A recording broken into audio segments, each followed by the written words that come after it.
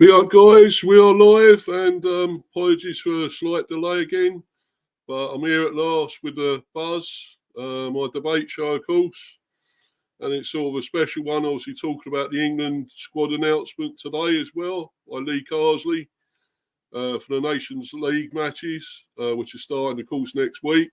Obviously Thursday they're starting, and obviously we'll go into all that. And I've got Manny on here as well, of course. I'm also going to do the bees one from last night quickly before I go into the England squad and all that. So obviously we won last night 1-0 narrowly, just a 1-0 win against Colchester, but a bit controversial, the goal as well, of course. But we'll get into that in a little while. But the main thing is we won and we're through. We've got Leyton Orient next in the third round. Also made the draw last night. So we're facing them at home in the next round. So I feel we got a great chance of getting through that as well, continuing in the competition. So let's hope we can. It's an easier one, I feel. We could have had a tougher, maybe another all-premiership game. But thankfully, we haven't. We got Leyton Orient, so it's a bit better chance of getting through now again. So I'll obviously bring that up. I'll also bring the guest on in a little while. I see he's there waiting, Manny. I'll just bring this up first, and obviously go into this a bit, but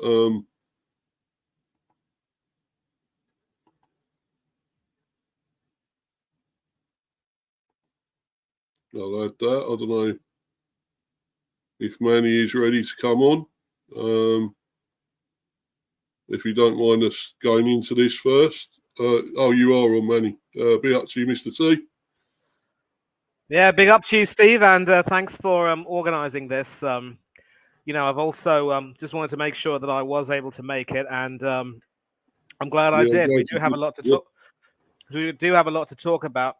Obviously, with regard to the League Cup thing between your lot and Colchester, I don't get TV coverage of the League Cup for better or worse, whatever it may be. So I'm going to let you have your say on that, and you can kick it off. If you don't mind, mate, I'm only going to go through this quickly anyway, and then we'll obviously get onto the big one with the England squad. We're talking about that. I'll just go through this quickly, and obviously this was our team last night, 4-2-3-1. Another goalie in goal for a change. Valdemarsson, obviously the Icelandic international, kept a clean sheet against England, of course, before the Euros. That 1-0 win that Iceland got against us. And he obviously kept a clean sheet here as well. So maybe he should be playing and not Flecken.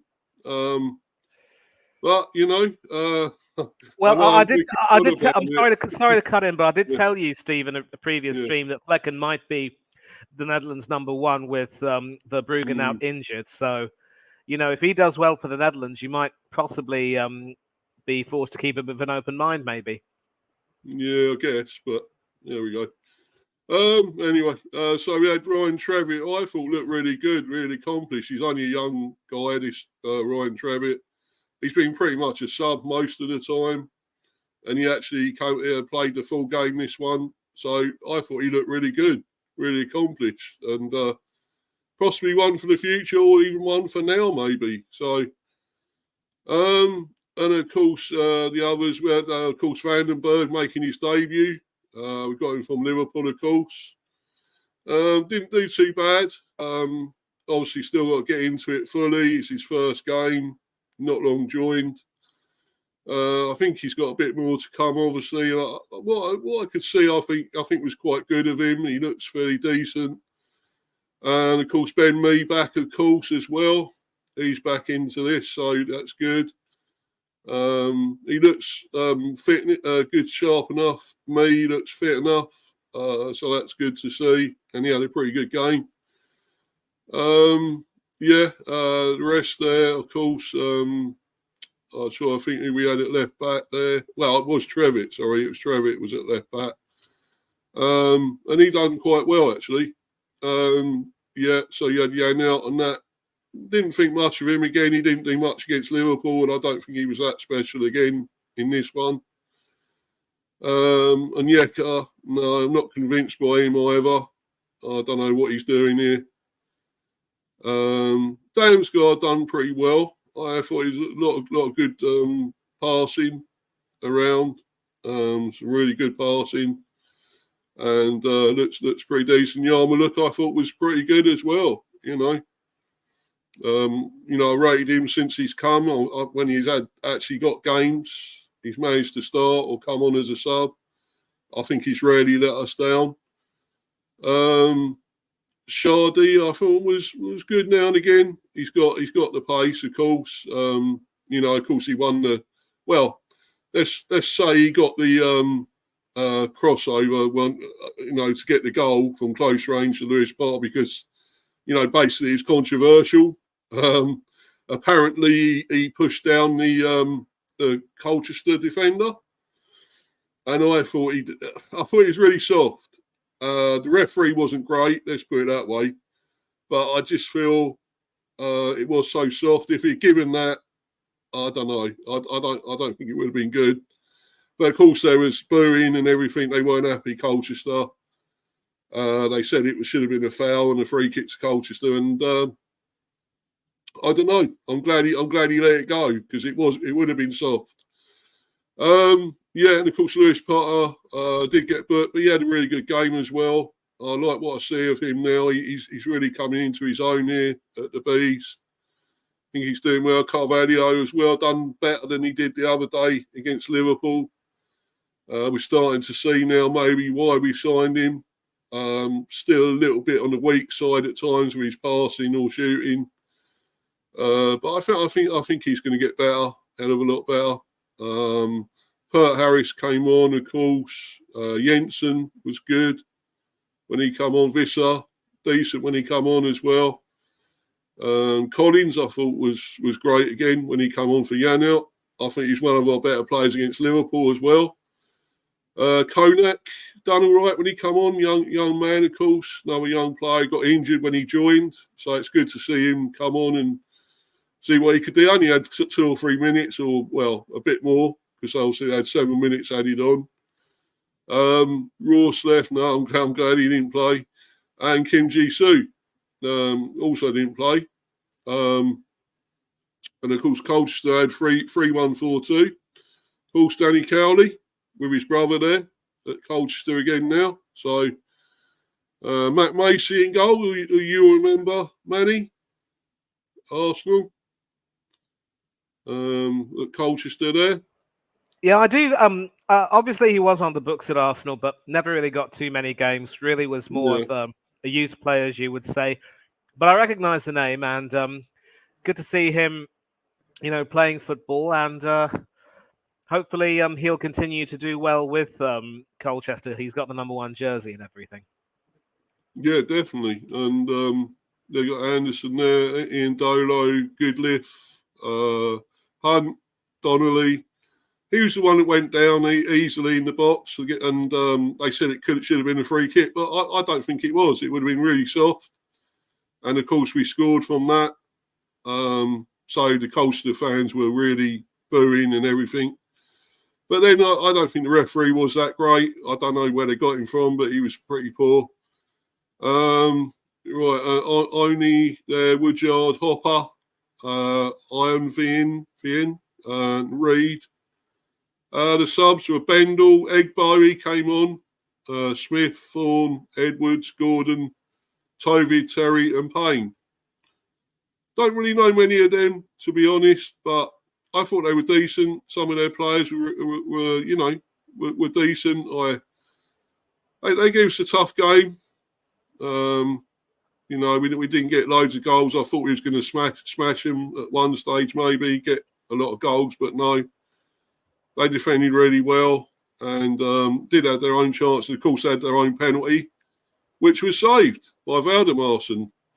So, also, I'll go into the report here, quickly here as well.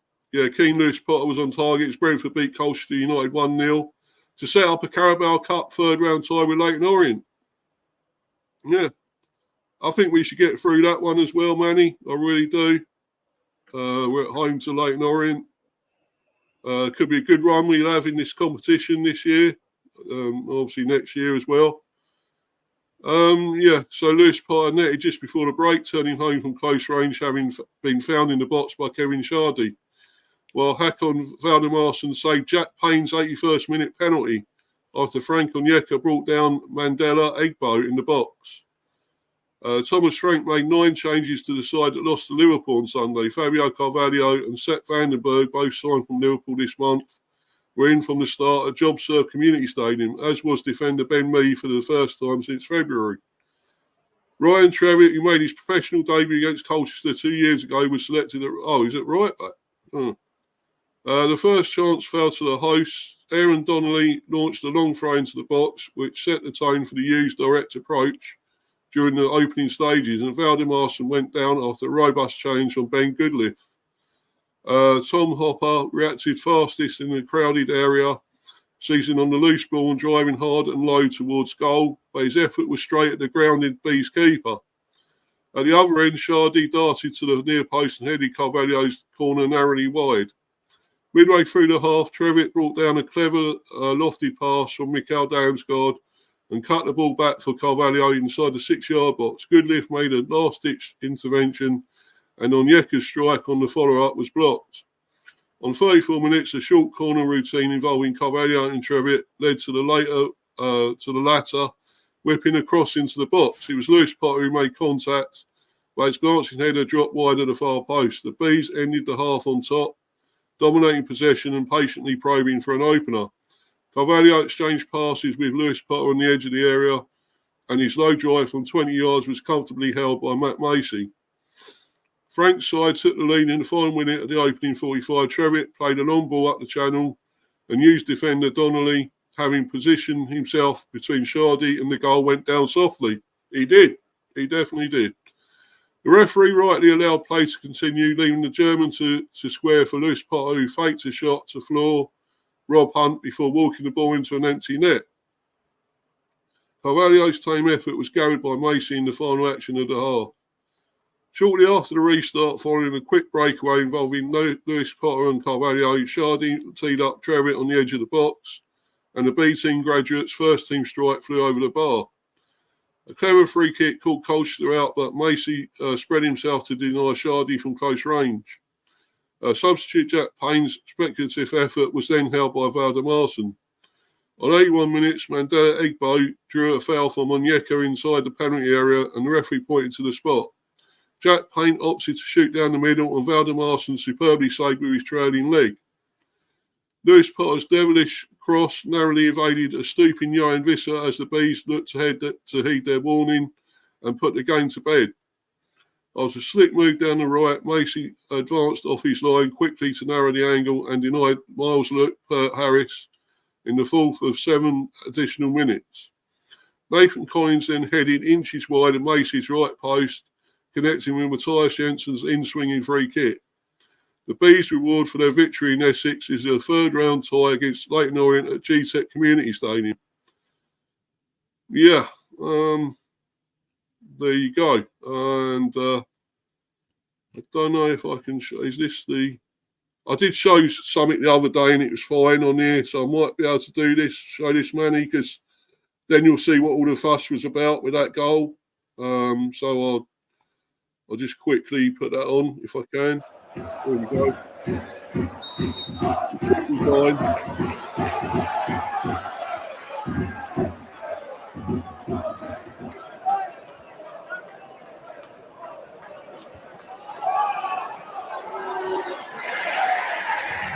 Obviously, that's not it.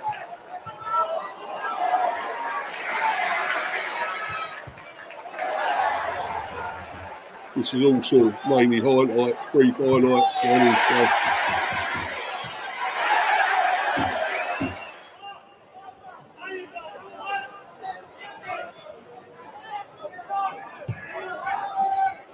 I just thought it could have gone to the goal, and you can see why they thought it was a little bit, I don't know, a little bit harsh, but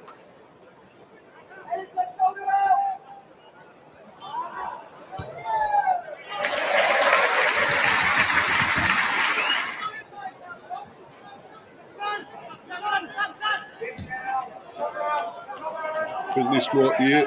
Yeah.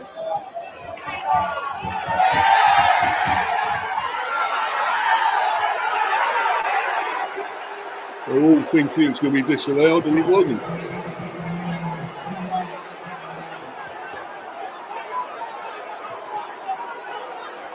Weren't a lot there, was there?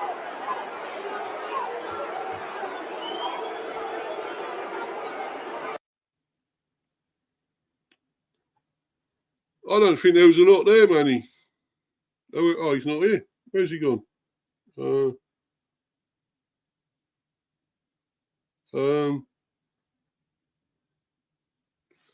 right. Chelsea fan. Yeah, big up Mr. B and Manny. But he's not here, I'm afraid, at the moment, Chelsea fan. I don't know where he's gone. But anyway, we carry on. Keep hitting at the like button and sub to both chat. Yeah, please do that. Mr. B for Life 182 and subscribe to Mr. B Hive Football Chat and Mr. B Talks England Cricket. You can do that, guys. Brilliant. That's good. Yeah, Chelsea fan, good win for the Bees. Yeah, cheers, mate. Yeah, brilliant. No worries, man. Fantastic win, yeah. It's only 1-0, but they all count, don't they? It's only 1-0, so. Remember what, oh yeah, Jordan there, Jordan Hyman, Sports Hub. Remember what I told you, Steve. Give him time to adjust to the Brentford team. It's just first time playing for the Bees. Yeah, exactly, mate. Yeah, you're right. You're right there, definitely. Chelsea fan, big up Jordan. Yeah. Cheers coming in, dudes. Cheers, guys. Brilliant. Obviously, that was that goal. It was controversial. They thought it should have been disallowed, but it wasn't. It was given. So,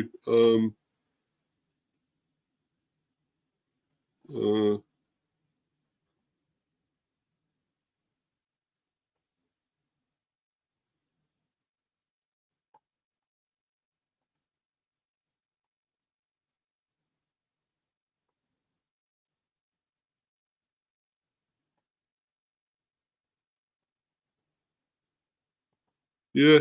Oh, here he is. Manny's back. Yeah, I'm sorry, Steve. I had some issues with my Wi-Fi, and no worries, mate. I'll just showing that goal here, the controversial goal. I'm allowed to. I done it the other day, and it was fine. So I'll just show this bit so you can see what all the fuss was about with the goal. Why they thought it should have been disallowed. Yeah. But I'll just in the meantime, I'm also watching the medal ceremony, and great news for Team GB. Poppy Maskill won the 100-meter butterfly S14 category with a world record time. So before coming on the stream, I wanted to, see her get the gold and hear the anthem. Didn't want to interrupt the stream and be disrespectful to you. So now you can show me the video. Carrying on that Oasis, what you were talking about earlier, she's electric by the sounds of it. But anyway, but her family will not be full of eccentrics, let me tell you that. Anyway, yeah, let's continue. Okay, mate. Anyway, here it is. So take a look at it, see what you think. If it should have been disallowed.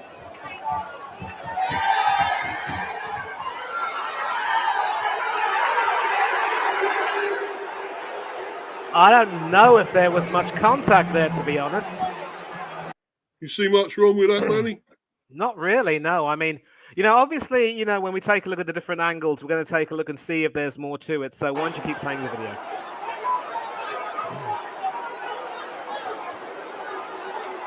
Yeah, look, the kick looked bad, but there was no contact with him, and certainly there didn't seem to be much contact between Lewis.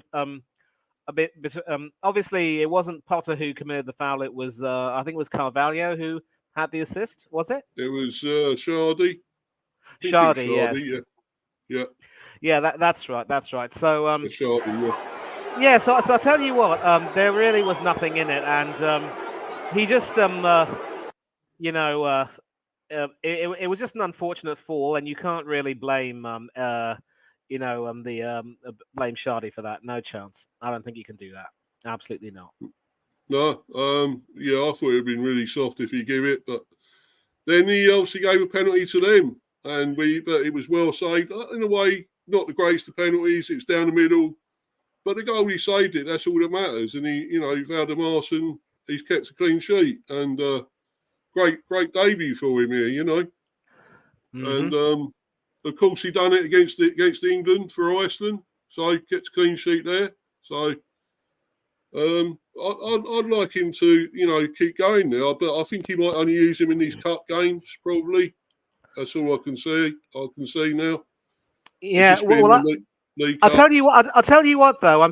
You better hope and pray that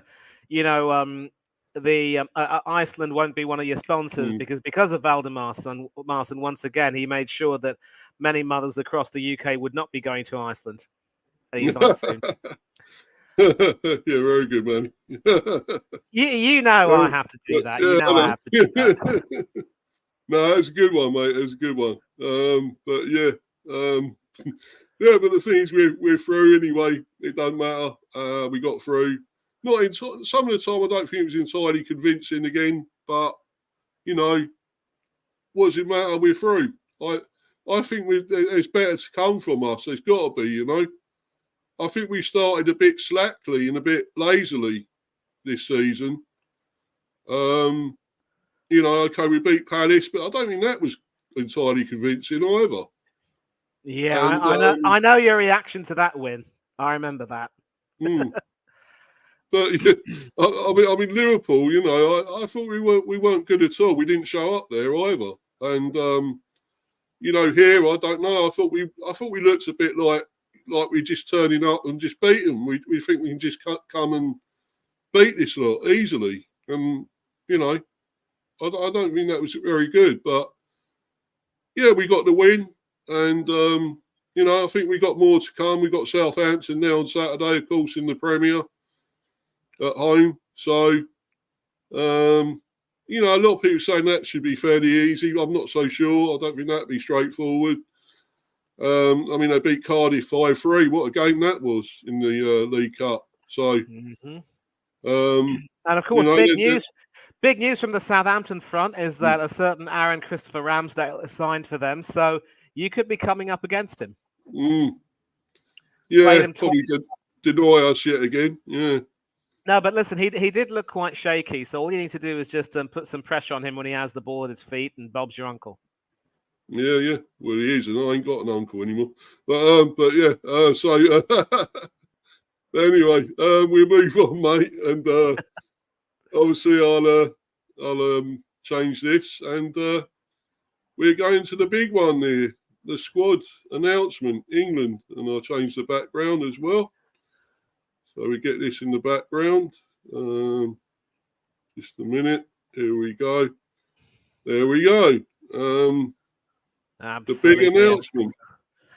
And what a game as well. The former Ireland international Lee Carsley going back to Lansdowne Road, or the Aviva Stadium as it's now called. Yeah, I'm just going to bring the page up and obviously we can talk about it a bit more, but there's a few discussion points here because Carl Walker wasn't picked. I think it's about right time. I don't think he should be picked now. He didn't look great in the Euros. He's omitted from Lee Carsleys First Line squad.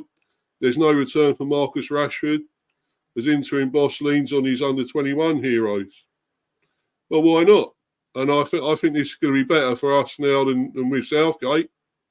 I think Southgate would have gone back to his usual. He's tried and trusted. And this guy looks like he's going to be picking other players, newer players, which is what I want to see. So he faced Republic of Ireland on September the 7th, the first one, and then taking on Finland at Wembley on September the 10th. Sorry. So, yeah, not far away now. I don't know where they're on. I think they might be on Channel 4 again. I think they're on Channel 4. But, yeah, Newcastle delighted for Tino. Tino Livramento has started the season well, and he has got his first call-up today. I rate him. Very good player. Very good young player. The competition for places at right back is fierce, with Trent Alexander-Arnold and Rico Lewis in the mix. But Livramento will fancy his chances of getting a go sooner rather than later. What do you think about him, Manny? I don't know. I mean, obviously, Livramento has done well for Southampton, and it is a sort of a refreshing sign in some ways that Carsley's willing to move on from the supposed tried and trusted. But let's not jump the gun because, Harry Kane is still very much in the mix. And we all know that Kane looked absolutely lethargic during the Euros. Yeah. And there were times when we thought that it would be better for him if he would just, call it quits, so that he can concentrate on winning silverware with Bayern Munich, and just let some other younger players stake their claim. He hasn't picked Ivan Toney, which is obviously something with which you'll be delighted. He's not playing anyway. He's not been playing. What's the point? And he's going to go. I mean, we keep saying, "Oh, look, he's not playing," because it's all to do with his transfer, and he just won't be playing until he goes, until that's it. And I think he's going either to Saudi or Chelsea myself. That's where I think he's going. So we're going to find out. I think is it tomorrow it finishes? I think it's tomorrow it shuts, isn't it, the window? I think it does, yes. And because obviously, the 31st of August would be a Saturday, and you don't work on a Saturday or whatever it may be. So, yeah. That's right, yeah. Yeah, be up, James. James Dunlop. How you doing, man? Good to see you in here. Yeah, evening, lads. Yeah, evening to you too. And so I do rate this young man. I think he's a very good player. Since I first see him at Southampton and whatever before he came to Newcastle. So, I think he looks really good.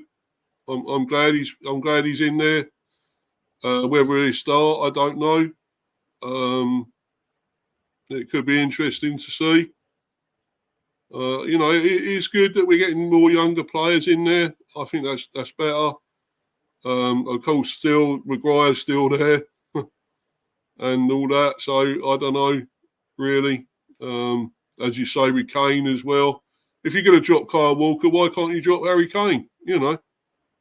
What did he do in the Euros? Really? Oh, scored absolutely. some goals, but he looked poor. He looked tired. I don't know. He didn't look on it. So, I'd drop him for this as well. But, then who will you have as captain? If they drop him, who will be captain? Pickford or, I don't know, anyone else? I mean, that's probably the issue. He would, it would have to be a more senior player, and it probably would invariably be Pickford. Now, the interesting thing, of course, is the selection of the goalkeepers. Pickford has had a very torrid time so far this season with Everton in the first two games. And Ramsdale, obviously, in lieu of having not played either of the first two games, has been dropped, and Nick Pope has been brought back in. Interestingly, of course, there's a recall for Jackie Grealish. I think Carsley obviously has a great deal of faith in his ability to continue being a match winner. And it does seem to be a rather youthful squad. One big highlight as well is that Ben White was also not picked. And we also must pay tribute at this time to Kieran Trippier, the Berry boy. Who, obviously announced his retirement from international football today after earning 54 caps and playing in 4 major tournaments, reaching a semi-final and 2 finals and a quarter-final. Not a bad, stint at all by any means. But obviously, it could have been in many ways better. Certainly at his best as a right back, had a peach of a right foot and was used as our set piece specialist on many occasions. But I think there was a feeling, obviously, that the injuries were starting to take their toll, and maybe he thought that it was decided that the best thing to do would be for him to retire. The problem is, though, you have Trent Alexander-Arnold and Rico Lewis, and I think the big issue, of course, that we were talking about during the Euros was that although TAA was excellent going forward, he couldn't defend for Toffee. And we all know how he was used as more of a midfielder. And then that experiment was scrapped and Kobbie Mainoo came into the team. And it is good to see Mainoo and Palmer in. Foden and Gallagher, Okay, I suppose you have to bring them in. Declan Rice, of course. Declan Couscous, as other people might say. Yeah. His Uncle Ben Madueke, would be happy anyway. Yeah. if he has an Uncle Ben, that's for sure. Noni Madueke, of course, that I the don't hat know trick Andrew against. Gomes. Do you know Andrew Gomes? I mean, a lot of people say he was at Man United, wasn't he? He might Apparently. have been, and I don't know if he's still at Wolves. Maybe I'll just have to look him up for you. This is Well, one of he's the reasons abroad why. somewhere. I think, like Lille. I think he's at Lille. Yeah, I'll look that up for you right now, and certainly a very left field pick. But then there are one or two players, of course, who you wonder why they're still there. Harry Kane, of course, being one such person, and Maguire and Stones to be two more, I'd say. yep. It's the options at right back that do concern me because with Trippier having retired and Ben White not being picked, obviously, you have a situation where you could see Rico Lewis and Alexander Arnold competing, but Ezri Konsa has also done an excellent job as more of an auxiliary right back for Aston Villa on occasions, especially when the English-born Pole Matthew Cash has looked a little bit iffy of sorts in many ways. He, in fact, conceded that penalty against West Ham. And so Konsa has often had to deputise as an emergency right back so that someone like Diego Carlos could come in and partner Pau Torres in that Aston Villa back line. And I will say this, Ezri Konsa is everything that Ben White will never be. And, Ben White will, regret his petulance one fine day. Maybe not today, maybe not tomorrow, but soon. And for the rest of his life, as Humphrey Bogart would say. Here's looking at you, kid. Total idiot, that guy, as far as I'm concerned. Yeah, I mean, and as good as he is a player, he's such a, I don't know. You can't interview him. He's such an arsehole. Sorry, I apologise for swearing. But he's an arsehole when he's interviewed. He sounds like a prick, I just, that's how I feel. I mean, he's just sort of, he's got something wrong with him inside, I think. I don't know what it is. He's a decent player, but the thing is, he treats it like a job, like it's a job. He doesn't get enjoyment out of it or something. He prefers it as a job, and he don't sort of like study the opposition or he's playing or whatever. He don't seem to do any of that. So how can you get anything out of football when you don't do any of that? I don't get it, I agree completely. And, the thing about many Arsenal fans, I should be specific and say the Arteta fans, is that they absolutely adore Ben White and see him as this person whose decision not to play for England is perfect because he'll continue to, do well for Arsenal. The thing is, though, if you put him up against a winger with pace, say a Nico Williams or whatever, he really isn't all that. In fact, to all these idiots who say that Ben White would have made a big difference in the Euros, I say rubbish. Nico Williams would have cooked Ben like an egg white frittata. And that's the thing. Yeah, they swear by him and swear that he's all that when in reality he's not. But look, when you make a decision like that to just announce your retirement because you don't like the people with whom you're working, you don't get to pick and choose your coaching staff. And if he really cared that much about playing for England as people said he did, then he'd be willing to meet Gareth Southgate and Steve Holland halfway to thrash out the issues and, just see if they could come to a resolution and maybe, have a handshake and make up. I can't say kiss and make up, obviously, for certain reasons. But, it just didn't occur to him to be willing to do that. And I'm angry and disgusted with all of these Arsenal fans who say, good on Ben White for telling Southgate where to stick it. No, I'm sorry. I will never abide by that.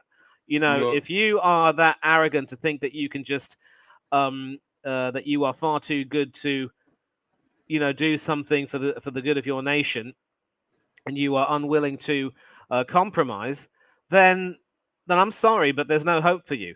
And people say, well, he's being a really good boy at Arsenal. Well, there's a reason why he's being paid a king's ransom, for Pete's sake.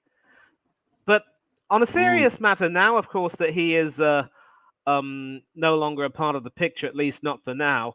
The big question is, will we have options? And I was speaking to Kenny Ken on Instagram, and he was also very forthright in his issue. He loves Arsenal, but he also is a proud England fan and says, if you are going to say no to England, then you should never, ever, ever be brought back under any circumstances. That's right. I agree. Yeah. And I wonder if people in the chat might agree or disagree. I have to bear in mind that we do have a large number of people who are proudly club over country for whatever reason it may be. But, again, there's a reason why I'm not too fond of this whole club over country mentality, and I will discuss that at length another day. But, Ben White could have had an option. He could have, done the right thing. And had he given up on his petulance, he could have found himself a place in the squad and potentially being front and centre among England's options. But now, we're forced to choose between a defender who can't defend and a very young and unproven bloke. It is good that Carsley is looking to stick faith with several of the youngsters who won the European Under-21 Championship with him. My biggest fear is that having made the decision now to go with the youth, at least for this game, he shouldn't even consider going back to the tried and trusted unless, circumstances can dictate that that is what we're going to have to do. Because bear in mind, Steve, we are now in Group B. We were relegated after, our inept performances in the last edition of the Nations League. And... we have to make sure that we qualify with flying colours and get back into the upper echelons where we think we belong. And, how we perform against a supposedly resurgent Ireland who have a new manager of their own, the Icelandic manager who knocked us out of Euro 2016. And he also made sure that Iceland had a bit of a boycott that summer, maybe. But... Ireland are also going to look to do as well as they can. Of course, they're probably not going to have Gavin Bazunu as their starting goalkeeper, who's recovering from an Achilles injury, which is why Aaron Ramsdale was brought in the first place. So it could very well be that Caoimhin Kelleher will end up playing, starting as number one. And will he stay at Liverpool or will he go? That is something that will be decided in due course. But this certainly promises to be a very interesting match. And, of course, we have to give a shout-out to one of our favourite Irishmen, Derek Healy, better known as Del Boy Gunner TV. What's the crack? What's the bleeding story? I don't know if he's... bleeding story. Yeah. Hey, how are you all doing and all that rubbish? I can't say the other word because that's a bit of a swear word too. But, he might... I remember doing a watch-along... being a part of his watch-along when Ireland played Norway not too long ago. Will he be doing a watch-along for this game? Lee Carsley's return to the Aviva Stadium, I don't know. But obviously I'll be Thinking of him and his other Irish friends, Kyle Walsh Gunner, Niall from the Upper Tier podcast, and everyone else.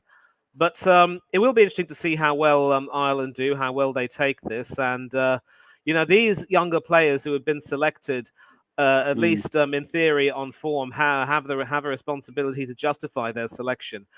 It is nice to see Grealish back, and Rashford not being picked means that, unless he gets his act together, his England days could very well be done and dusted too. I'm glad he wasn't picked. So he hasn't done enough to come into the England squad, I don't think, for the England team, Rashford. And Sterling as well. Sterling, no. Yeah, it's sad with Sterling, really. And I was speaking to Kenny Ken and asking him whether or not Sterling leaving the England squad for an emergency might have, triggered something in him. He hasn't really been the same since, I don't think. But, instead of thinking about that, we now have to focus on the here and now. And, What do you make of Wharton not being in there, Adam Wharton? Because he done it right, and I thought... And he didn't get a game at the Euros. I'm surprised he was taken and not used because I thought he was decent. I thought he looked good at Palace and he started off fairly well this season, I think, with Palace. So why has he not been kept there in the England squad? I don't understand that. Wharton is really an unlucky case. And obviously, he the fact that he didn't get picked didn't get much game time at the Euros is very, very unfortunate in and of itself. I think, he will need to continue to do as well as he can for a Crystal Palace team that seems to be struggling a little bit this season under Glasner. More's the pity, because as you know, I rate Glasner quite highly, and he's going to have to obviously just to continue to work a little bit harder. We're not seeing too many Crystal Palace players in the squad this time around, unlike in the Euros when they had 4 players in their squad. Of course, Henderson, Henderson and Geehee, of course, are there, and do you think he's going to as well? Eze as well. Sorry, Manny. Sorry, go on, mate. Sorry, mate. Yeah, obviously Eze is still there, but there is no Michael Elise. I think he might have declared his allegiance to France. So we have 3 Crystal Palace players, but not the 4 we had for the Euros. So it is what it is. No point in splitting hairs. Is he going to Newcastle, Geehee, do you think? Is that going to happen? I don't know, mate. I mean, there are going to be some questions, of course, as to whether or not he will, end up staying where he is, or whether or not he will end up moving on. We'll have to see how that pans out in due course. And of course, when we talk about the transfer window, there will be definitely some moves being made tomorrow, and we're starting to make some moves as Arsenal. Finally, we're doing something right. Marino in and all that, haven't you? Is it Marino and whatever you brought in? And Calafiori, he played the other day, didn't he? Yep. So we're starting to get our act together, and at least at the last moment. And then he's going, isn't he? Yes. Yeah, and I'm looking forward to seeing how well these players do for us. So. Do you think there should be a new keeper in there, give another guy a chance? Nick Pope, maybe? Do you think he should get a go again for England here?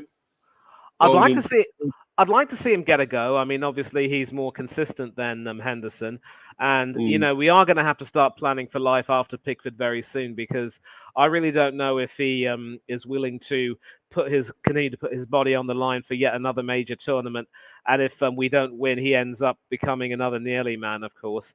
In terms of ability, he compares unfavorably to Joe Hart, but you have to give Pickford his credit. He has been a fine servant for England, and has stepped up well and performed well. Doesn't have any have any silverware to show for it, though. But then that's just England in a nutshell, really. But I'd like to see Pope work his way back in, and I think obviously now that he's back playing for Newcastle, he'll continue to stake his claim. I'm a bit surprised that Martin Dubravka hasn't really left Newcastle yet. I thought he would have, gone after starring at the Euros for Slovakia. In fact, he was the Slovakian keeper when, we very nearly ended up going out of the competition, only for Jude Bellingham and Harry Kane to break their hearts. So, it's good to see some players back in, and it's going to be up to them to make sure that they really do well. Oh, and I just read this story. He's obviously he's out injured, really. So so Dubravka's not really in the picture. But Pope back in is better news for Newcastle fans. It's funny you mentioned Bellingham. He's not there either, is he? Jude Bellingham. Yeah, that's a surprise, really. I think maybe he's being given a rest and allowed to recuperate more with Real Madrid, and obviously, Dubravka will miss Slovakia's Nations League fixtures against Czech Republic and Israel. So it could very well be that the now former Fulham goalkeeper Marek Rodak will deputise for him. But I'm eager to see Pope come back in. I hope he does well. I think the big criticism was he wasn't as good with his feet as he was with his hands. But I think he's a lot more of a consistent goalkeeper than Ramsdale is, and I'd like to see him continue to work. I don't believe Henderson belongs in the squad, but it's a very tough call between Henderson and Ramsdale. I think Pickford and Pope are our 2 best goalkeepers at present. I see another one that figured for a while was that Johnston. He's gone somewhere, isn't he? I'm trying to think who it was he's gone to now. Yeah, Johnston actually was injured for Crystal Palace, and he ended up having his place taken by Henderson. Johnston's still at Palace. He no longer has a number 1 jersey. I think he's on the bench now, but he should be playing in the League Cup and other games as well. Yeah, I'll tell you some others I'm happy to see in there is Morgan Gibbs-White. I've always liked him. I think he's really good. That's a really good player, Morgan Gibbs-White. And, yeah, I'm glad to see him in there. I think he's a really good player. Yeah. From Forest there. Of course, Cole Palmer has been excellent again. That great goal he got the other day in that 6-2. What a cracker that was. That's it. Wolves. He's gone to Sam Johnston. That's what I thought he'd gone somewhere. So I think there's some good ones he's brought in here. Right? But then again, also, what do you think about Phil Foden? He didn't have a great Euros. Why has he been kept in the squad? He was poor for the Euro for England, wasn't he? Simple. Phil He's the right Foden. age. He's the right age. He's young enough, and Yeah, obviously, he was poor, wasn't he? He was, He and done obviously, nothing.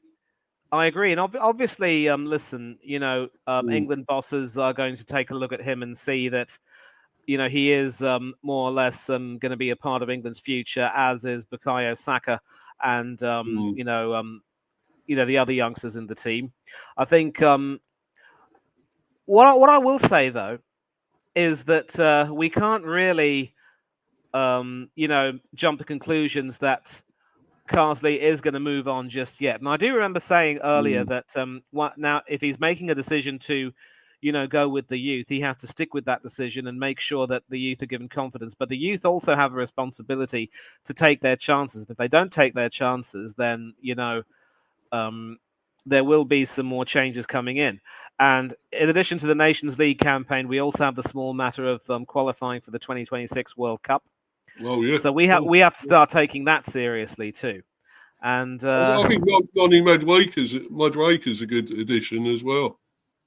Yeah, he done the other day, that hat trick, Yes, he could be he could be a good addition. I mean, I don't know how highly Hanno rates him as such, and but maybe he. But I think if Madueke gets an opportunity, he could very well end up doing well, but he has to take his chance. I'm delighted that Ollie Watkins is continuing to be picked, but the problem is, ever since coming back from the Euros, he started to look a bit lethargic for Aston Villa.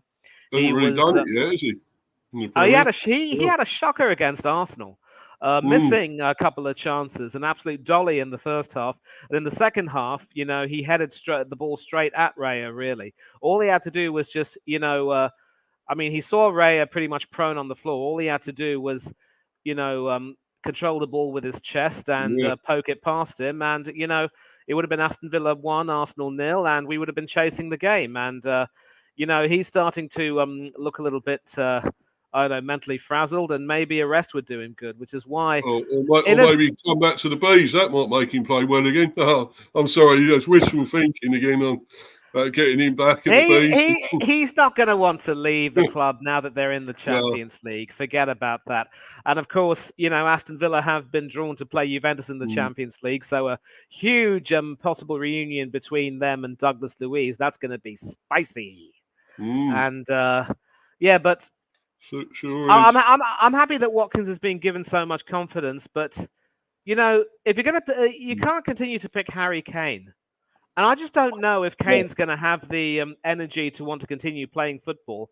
Ideally, I would like to see these first two games under Carsley effectively be an England farewell of sorts, because if the worst happens and Carsley doesn't continue in the job, a new manager is going to come in, and in all likelihood, he might probably speak to Kane and say, mate, you've been a wonderful servant, but you are no longer part of the picture. And we've seen Kieran Trippier announce his retirement.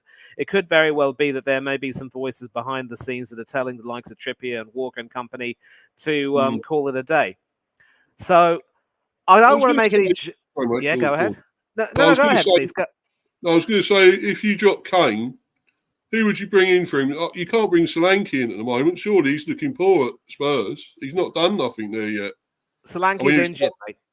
Oh yeah, but he was great at Bournemouth. Yeah, I know you're saying he's injured, but he hasn't exactly done it yet. Anyway, at Spurs, so I mean, he was great. Yeah, as I say, he was fantastic at Bournemouth, and And really, arguably, you would have said he should have been in Euros 24. He should have been in that squad on his form at the time. But but who would you bring in if you drop Kane? Who else can we bring in?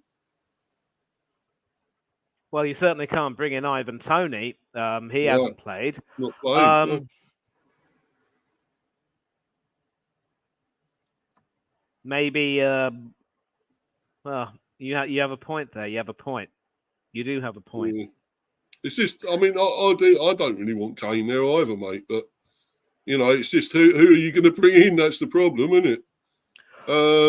Well, then here's the thing. Here's the thing. You take someone like Toney, for instance. Now, obviously, he was given his opportunity to be a part of the squad, and he did play some very useful cameos. And the reason why Kane shouldn't have called it a day is because he was stuck on 98 caps, James. So why would he call it a day when he's 2 caps away from the magic 100? And that's why we're both saying that he will probably end up retiring after the Finland game if Carsley doesn't continue as England manager. But again, you can't speculate on things like this.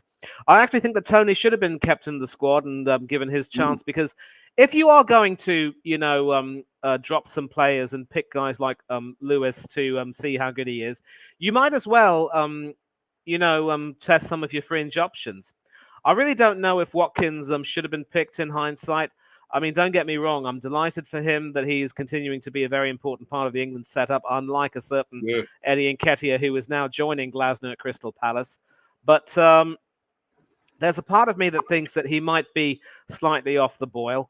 Will he, do well against Ireland or Finland? We will have to see. We don't even know if Carsley's going to play 2 up front or just stick Kane on his own. I'd like to see him stick 2 up front. It would be a welcome change from just having, a lone striker effectively isolated by his midfield.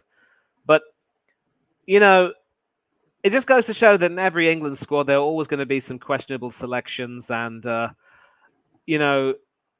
you're always going to keep asking, if you're going to pick A, why aren't you picking B? And that's sort of the way it goes. I do think that Kane is probably going to be picked for these 2 games as part of an England swan song, and I would like to see him announce his retirement so that we can look at some other options. And Scotland, James saying that Scotland don't have a strong choice for striker positions. That's right. You've also got the a situation where Callum McGregor has announced his retirement.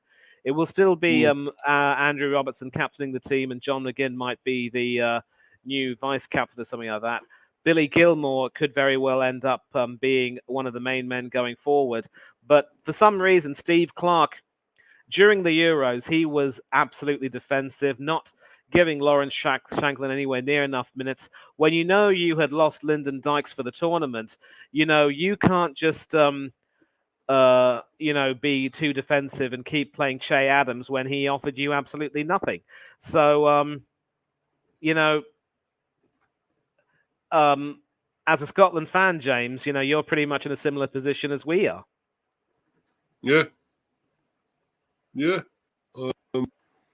I'm just trying to find something here where it's saying about all our English strikers, because, the thing is, we got mainly a lot of foreign players now in the Premier, and, a lot of them are strikers as well. So this is really tough to find, another English striker out there that's doing something, I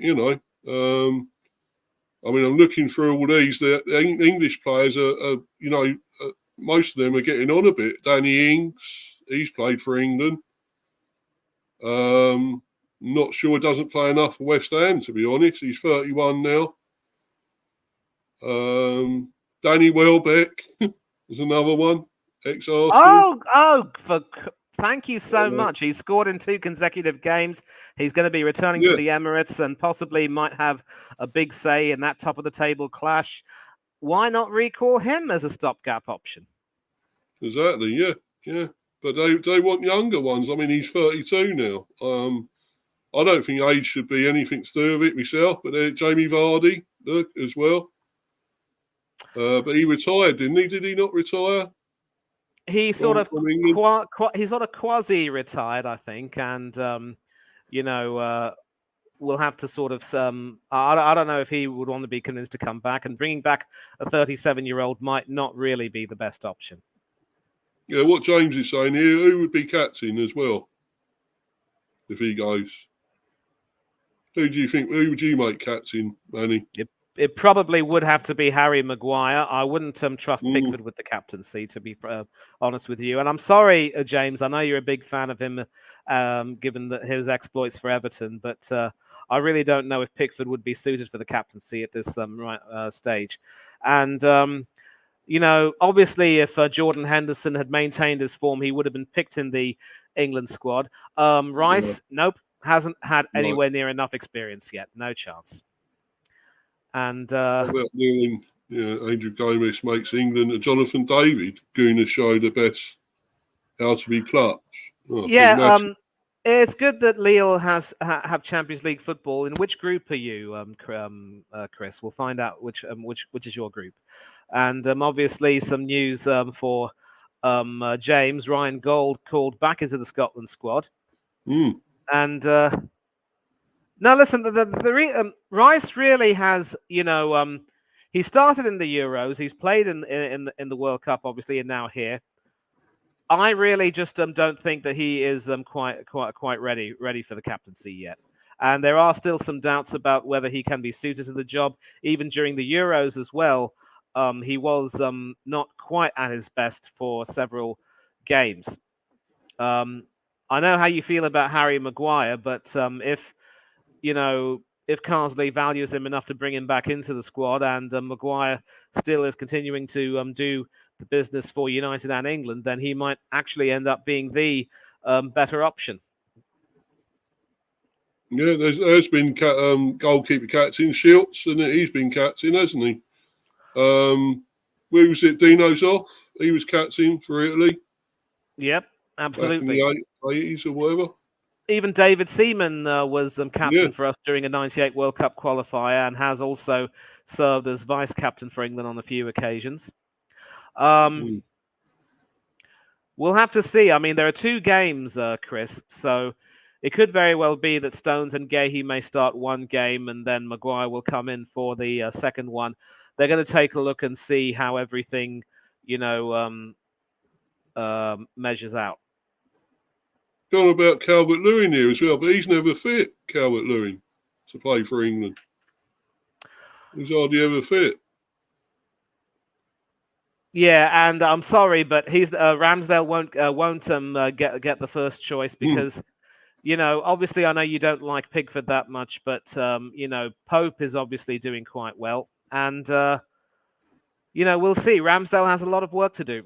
And if Southampton continue to perform even worse with him in goal, then there's no guarantee that he will end up staying first choice for long. Yeah. But as I say, getting back to these England strikers, I say Calvert-Lewin, he's just never fit. So it's a shame because he could be good. He could be good enough. He's still only, 26? So he could be decent, but he's just not fit enough. Solanke, as you say, is injured. And Nketiah, no way. Wouldn't touch Eddie Nketiah with a 10-foot pole. And James has also confirmed that Calvert-Lewin is never fit, and even when he is fit, he doesn't score enough. And yeah. So I get what you're saying, that when it comes to strikers, our cupboard is bare. Even when it comes to right backs, our cupboard may Callum be Wilson, he's bare. never fit. Oh, sorry, Manny. Yeah, sorry, mate. Yeah, but no, I don't know. There's not much choice. There's no real obvious choice here. Strikers go, English strikers. Somebody saying here, there's somebody saying about Smith Rowe as well. Smith Rowe is more of a midfielder. I would love to see him come into consideration for England if he continues to do well for Fulham. Yeah, definitely.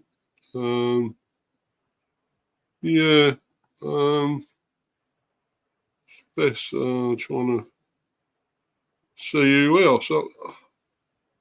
I mean, the only thing about you'd have to go down the leagues, wouldn't you? Rather than if you can't find someone in the Premier. Who about in the Championship? How about Sammy Szmodics? actually in the Premier. He's in the Yeah, Premier now, isn't he? Yeah, he's with Ipswich now. You're right. Yeah. Well, I think, what Carsley's going to do is obviously going to run the rule over the options that he has, and then we'll see, obviously where he goes from here. And if it is, determined that there will be some reinforcements needed, then we'll see how that, transpires. Yeah. Yeah, what's that? Just like when UEFA changed the group play way back, we didn't like don't like this new format. I think it's better. Could be a real good. I like the Arsenal matchups. Is he on about the Champions League or something? Yes, he is. We're hosting Paris Saint-Germain and travelling to the San Siro to take on Inter. Not very easy games, but at least we'll relish the challenge. And this will be a real test of our Champions League credentials in many ways. Oh, so they're all playing Liverpool and all that.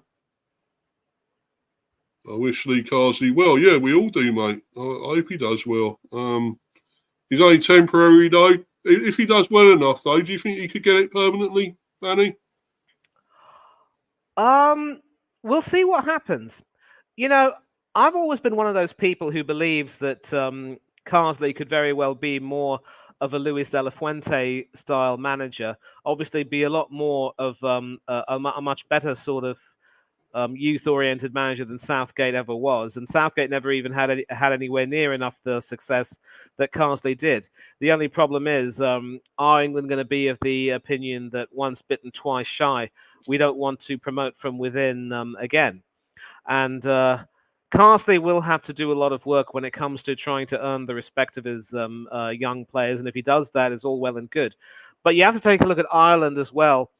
When John O'Shea took the job on an interim basis, he got Ireland performing a lot better. But Ireland, for once in their lifetime, or maybe twice or whatever, made the decision to go for another foreign manager. And after Jackie Charlton, I mean, he was English, so technically foreign, and Giovanni Trapattoni, and also Martin O'Neill, who was Northern Irish. We can't forget. They've now gone for the Icelandic manager.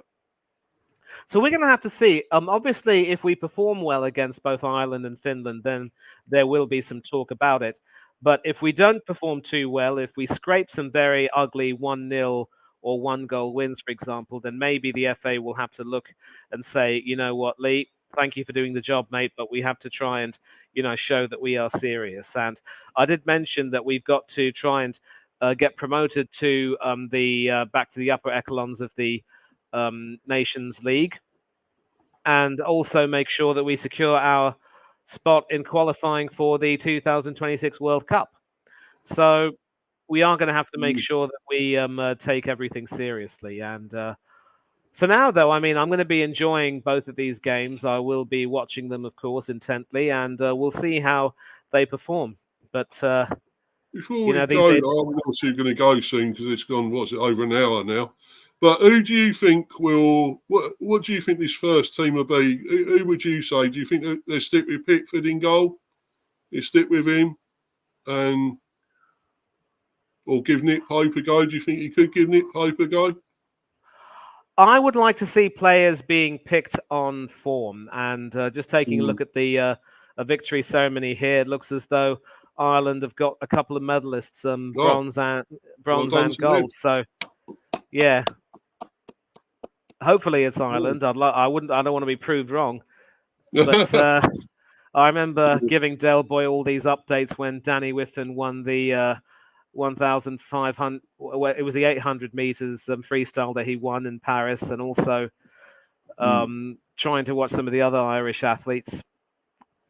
But anyway, going back to your question of the lineups. I actually would like to see him start Nick Pope in goal, because I really don't think Pickford is high on confidence at the moment. I think his Everton team are currently going through a dreadful patch. I mean, the first two games were just absolutely horrible, and James will agree with me on that. I believe they lost their first game 3-0 at home, and then 4-0 to Tottenham, and Pickford also was guilty for one of Heung-min Son's goals, if I remember correctly.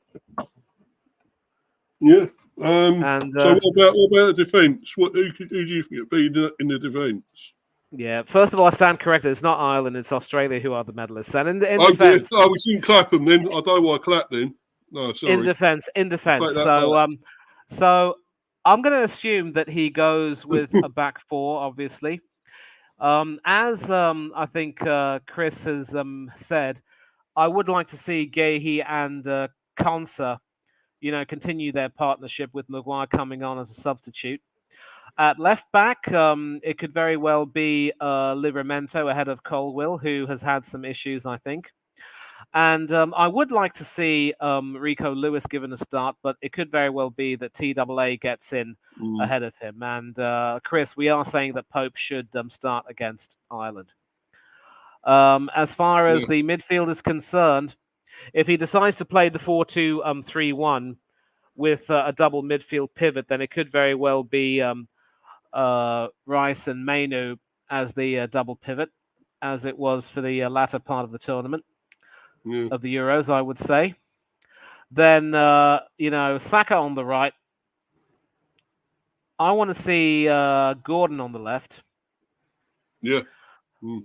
And the only question is who could play the question is who could play the 10, and that really is something that worries me because Palmer is absolutely electric on the right, but then it's going to be a question of does he get in over Bukayo Saka, and it could very well be that Saka starts. And I did credit you, Chris. I did say that Gay and Stones should start, and so without Jude Bellingham, the question is who can play in the 10. Could we very well end up with Conor Gallagher playing in the 10? I don't know if that would necessarily be the right option. Could we see... I don't know if... we were talking about this, Chris. I'm not too sure that Palmer would be the best option to play in the 10. I said I said Konsa. Thank you for catching that. Another case of mental flatulence. He's saying that. Gordon, James is saying Gordon there as well, on the left. Then that settles it. Let Gordon play. Gordon might not have necessarily... Gordon... I don't know if Gordon necessarily did too well when England played Iceland, but, Foden... but Foden also during the Euros looked absolutely off the pace. Yes, he did score 1 or 2 goals, but... No, Chris, I'm not too sure Palmer would be suited in that position. I like the idea of Ebery Eze coming into the centre. He could be an option, maybe. So let it be a 4-2-3-1. Nick Pope, TAA at right back, Livramento at left back, Gehi and Stones in the centre of the defence with Maguire and maybe Konsa to come on later on as subs. Rice and Mainu in the double pivot. Saka, Eze, and Gordon as the 3, and Kane or Watkins up front. But I also have made it crystal clear that I do not want to see, if I don't see a lone striker again, it will be too soon. So it could very well be that we end up playing a 4-4-2 with... If we do decide to play a 4-4-2, then maybe you could start Rico Lewis at right back, play Trent as the right winger with Rice and Mainu in the middle, and on the left you could have Anthony Gordon, and then start 2 strikers. No, that wouldn't work. Saka on the right. Didn't play that, but you could have 2 up front. But Saka on the right, either Trent or Rico Lewis at right back, Gordon on the left, Rice and Mainu in the middle, and then 2 strikers up front. It can be Kane or Watkins. Kane and Watkins. The only question is who could possibly come on. And then, of course, you could bring on Jackie Grealish as a substitute later on to see if he can't have an impact off the bench. So, the fact that we only have 2 real genuine strikers from whom to choose doesn't really fill me with happiness here. You need to have 3 or 4 proper strikers. And could we go foreign again? I don't know. I always wanted. I still want Klopp there, but he ain't going to do it, is he? He's retired. Not retired, but he's off on a break, isn't he? A well-earned break, I suppose. Yep. He's not coming back for a while. I'd throw a load of money at him now and see if he's tempted. I really would for this job.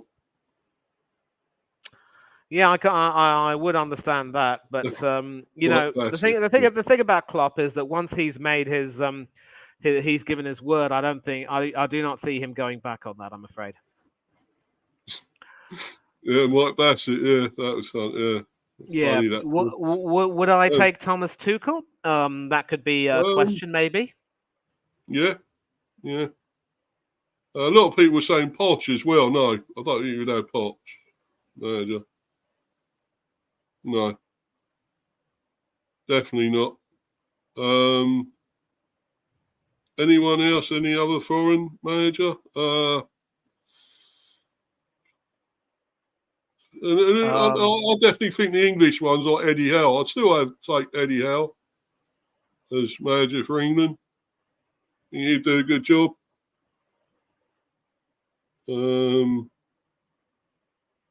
Anyone else? Any other contenders, Manny, you can think of? Well, as far as I'm concerned, my brain's completely fried. We're just going to have to cross that bridge when we come to it. Yeah. Yeah. We got Carsley for the time being, haven't we? So that's the main thing, and then we can, as you say, cross the bridge when we come to it. And who will be, if he doesn't actually get the job altogether, because he could still do that. He could get the job. So we will see then. You cannot have Jesse Marsh. He's too smart. All right. It didn't work out over here, though, did he? At Leeds and all that. Yeah, it didn't. I mean, it's working. You know, it's working. You know, with Canada, but we'll see how long that lasts. Yeah. Princeton. Yeah. But yeah, that's been a good one again, Manny. I've enjoyed this stream. It's been interesting to go over the squad, and it's good to see a new lot of players in. I think it's brilliant, rather than the usual with what Southgate was doing. But I wouldn't touch Graham Potter with a barge pole, and for Poch to be working with the US team, I mean, good luck to him, and good luck to the Stars and Stripes. Yeah. Yeah, definitely. I mean, it's just I can't stay on here much longer, Manny, because I'm doing another stream on Oris one, obviously, about 8. So yeah, you do that. Obviously, I'm not going to join, but I will possibly, if I can, I might join in the chat. We'll see how that works. But do you want to quickly shout out your socials, mate? Well, yeah, first of all, big up to you, Mr. B, and thanks a lot for having me on here. As far as socials are concerned, you can catch me on Instagram and Threads at Manny Thangadorai 1981 and on Twitter at Thangadorai 1981. And also, when it comes to YouTube videos, you can catch me on both of Steve's channels over here, where we talk about the buzz, that is the football news. And also on the channel where we talk about England cricket. And well done once again to Joseph Edward Root. Easily our greatest ever player, now level on Alistair Cook with the highest number of centuries scored for England. I can definitely see him make history by scoring 40 centuries, smashing Root's England total, and also maybe beating Sachin Tendulkar's run tally for England. I would look forward to that. Brilliant. Yeah, he is the root of our success, no doubt about it. I don't care if he's no longer captain. And also, big up to Gus Atkinson for a fine 50. Yeah, brilliant. Yeah, big hitting from him. Brilliant. But I wouldn't put him ahead of Wokes though, because obviously, you know, big, strong, fast bowlers like him can smack a few sixes here and there, but you can't really depend on him to, you know, maintain the concentration to be a part of a partnership the way someone like a Jamie Smith or a Wokes can. But why am I talking about cricket? It's a football show, and. You can also catch me on Del Boy Gunner TV, Coach's Corner. Always Talks Football, of course. I won't be on the stream tonight, but maybe I might join in the chat. We'll see if I can. Also, other channels. Do catch me on Up the Cherries in all departments, where at the request of Craig Beasley, and Matthew Harrison. I will be one of the co-hosts for our live transfer deadline day stream. We might be having a few guests there. And if you are free, Steve, then I'd be more than happy to have you hop right on mate. and say a few things. Should be able to. Yeah, that's up the cherries in all departments. And do please check that out. Great channel, wonderful people. Also, Huddersfield Town Fan TV, Rich Sports, Football United, Spurs Eurasia TV, Gundown UK, The Southern Gooner, AFC Talk Show TV, Tony Claude Gunner TV, Danny AFC TV, and quite a few other channels where I've made appearances. Also Football Overseas with Kyle. I've done some streams with him as well. And several other channels which are very, very, important to me. Even if I don't mention your names, you are important if you don't believe me, as always. There's a check going to come to you through the post. Absolutely. I keep saying that, and I do mean that. I will find a way to let you know how much you mean to me. I want to thank everyone in the chat. James, Chris, the Saskia Guna, and basically it was just... it was also Chelsea fan and Jordan as well. And you guys really are the ones who engage with Steve and me and make this stream and Steve's channels what they are. And we hope to see some of you, if you are cricket fans, on more of our cricket streams. We'll obviously be doing a review of the second test, which hopefully we will win. Yeah. And we will still be griping about our problems at the top of the order. And nothing much else to say, except I hope you will enjoy the rest of your week. Enjoy the wonderful sports that are on offer. Paralympics are going strong.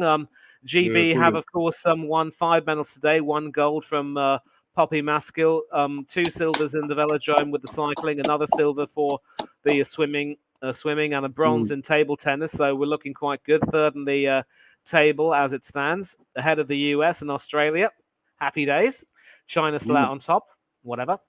And the US Open in tennis, if that's your thing, if that's also going on. Sadly, Emma Raducanu made an untimely exit in the first round. And maybe she is going to have to decide if she has the bottle to continue, playing. She really has to get her priorities right, but she'll always be a champion. And we will always still love her, no matter what. Apart from that, it is, of course, the weekend coming up. More Premiership action, of course, as well. So do take care of yourselves. Be safe and be happy. Don't do anything that Steve and I wouldn't do, and don't do anything that. And always make sure you do unto others as you'd have others do unto you. Until then, farewell to thee. Goodbye and God bless to all of you. And I am really, really sorry for talking a mile a minute. I have to organise myself better. No, it's fine, mate. Amen to all that, what you just said, as usual. And brilliant. And obviously, as you say, plenty coming up, plenty of sport at the moment. The Paralympics, brilliant at the moment, superb. Love watching it. How these people can do it with these disabilities is amazing. What they do, that's some achievement. I think they deserve medals just for that, really. And an applause, I think, because I think they're brilliant. And, long may it continue, and the GB doing really well yet again, as usual. That's good to see. I see, what was her name? She was an athlete, and she's a cyclist now. God, what's her name? What about... I think, did she do something in that cycling? I'm trying to think. I didn't see that in the end. Yeah. I've got it. The first medal, of course, was won by Daphne Schrager. That was a silver in the women's C13 individual pursuit. The second medal, Steve Bate and Chris Latham, the men's B individual pursuit. But they were sort of riding as a duo. Obviously, one athlete crashed out, very tragic, and we wish her, a full recovery and hope she'll come back from this even stronger. Silver in the men's butterfly S14 in the swimming, William Ellard. Our first gold, of course, as I mentioned, Poppy Maskill with a world record time in the women's 100-meter butterfly S14. And also Bly Toomey and Fliss Pickard picking up a bronze in the women's doubles WD14 in the table tennis. So Is it Kadena Cox? That's the one I was thinking of. Kadena Cox. Yes. I'm glad I was able to help you with that. Kadena Cox, you're right.